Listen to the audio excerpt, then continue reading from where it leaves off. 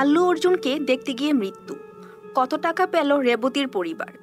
একদিকে Pushpa 2 cinema box অফিসে ঝড় তুলেছে, অন্যদিকে হায়দ্রাবাদে প্রিমিয়ারে এক নারী মৃত্যুর ঘটনায় আল্লু অর্জুনের বিপদ বেড়েই চলেছে।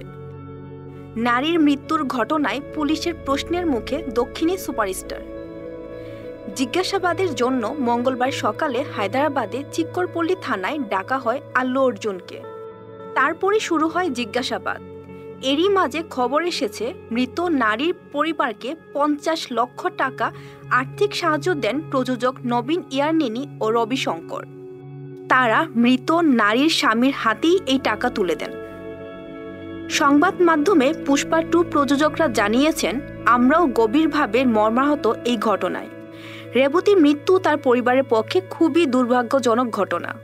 তার ছেলে এখনও চিকিৎসাধীন। চিকিৎসকেরা সব রকম চেষ্টা চালিয়ে যাচ্ছেন।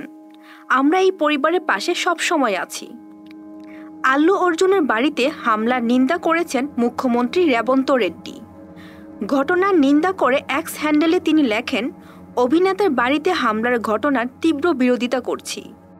আইনশৃঙ্খলা পরিস্থিতি নিয়ন্ত্রণে রাখতে রাজ্য পুলিশের ডিজি এবং শহরের পুলিশকে কড়া পদক্ষেপ করার নির্দেশ দেওয়া হয়েছে। এই ব্যাপারে কোনো ডিলেমি বরখাস্ত করা হবে না।